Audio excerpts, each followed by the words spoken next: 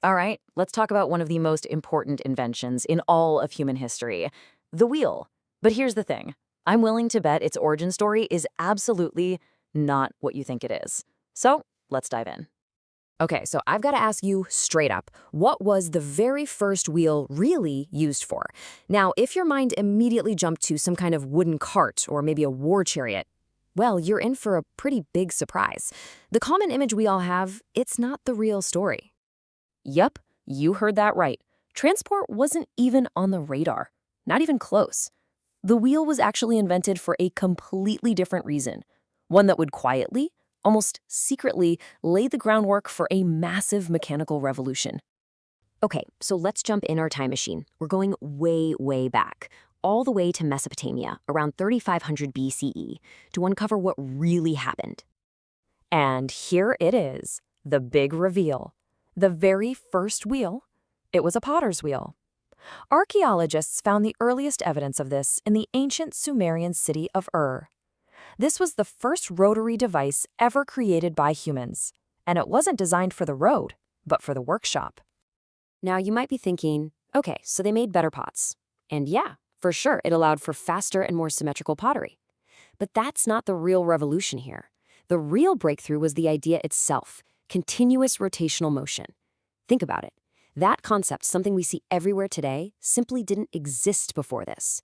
That was the true innovation, the spark that changed everything. So the big question is, how did we get from a simple potter's tool to a vehicle that would literally change the face of the earth? Well, that leap from clay to carts, it didn't happen overnight. 300 years. Let that sink in. That's about how long it took for the idea to jump from that workshop out onto the road. It wasn't until around 3200 BCE that someone finally went, hey, maybe we can use this for transport. It's a fantastic reminder that game-changing innovation, it rarely happens in a flash. And you gotta picture these first wheels. They weren't exactly sleek, you know? Pictographs from the Sumerian city of Uruk show these things were just heavy, solid discs, basically made from 3 wooden planks clamped together. And the axle was fixed to the wheels, meaning the entire assembly rotated together as one big, clumsy, but super durable unit. And this shows that evolution perfectly. On one side, you've got those original solid discs, super heavy, really durable, but honestly, only good for flat terrain.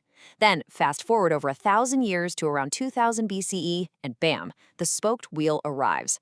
This was an absolute game changer. It was lighter, it was faster, and way more complex. This was the invention that would completely revolutionize both travel and, yeah, warfare. So let's just lock in that timeline real quick. It all kicks off with the potter's wheel, around 3500 BCE. Then, about 300 years later, we get the first clunky transport wheels. And finally, the massive upgrade comes with the spoked wheel, around 2000 BCE. Understanding that sequence is totally key to the whole story. Now, an idea this powerful, it wasn't going to stay put. The concept of the wheel started to move, spreading across the ancient world. And what's cool is that different cultures grabbed it and adapted it for their own unique needs. And pretty soon, evidence of the wheels starts popping up all over the place. In the Indus Valley, they're using it on carts for farming. Over in Europe, and this is amazing, there's a Polish pot from around 3500 BCE that's the same time as the first potter's wheel, and it shows a 4-wheeled wagon. And in China, they took the technology and pretty much perfected it for one specific, terrifying purpose, the war chariot. Okay, so it helped move things around. Big deal, right? Well, what was the real cascading impact of this single invention? I mean, how did it fundamentally reshape, well, everything?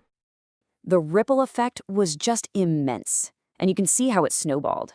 First, it completely changed farming by letting people move massive loads. That newfound efficiency then fueled long-distance trade, connecting cities in a way that was impossible before. Of course, all this new trade required roads and better cities, spurring incredible growth in infrastructure. And finally, that spoked wheel, it totally transformed ancient warfare, giving rise to the age of the fast, deadly chariot. But you know, when you really boil it down, the wheel's true legacy isn't just about moving from point A to point B. It's the mechanical principle itself. That simple, beautiful concept of an axle and rotary motion. That became the foundational blueprint for pretty much every complex machine that came after it, from gears and pulleys all the way to the engines that power our world today. And that brings us right back to today. Let's talk about the wheel's lasting legacy and why this story from over 5,000 years ago still matters so much. You know, there's a quote that just sums this all up perfectly. From ox carts to spacecraft, the wheel remains at the heart of motion and progress. And it's so true. You can draw a straight, unbroken line from that very first potter's wheel in ancient Sumer all the way to the rovers exploring Mars right now. The core principle is exactly the same. And that just leaves us with one final, kind of mind-blowing thought. The Sumerians who invented that pottery tool, they had no idea it would one day lead to spacecraft. So, what simple invention, something we barely even notice today, is going to become the fundamental building block of our world 5,000 years from now? Something to think about.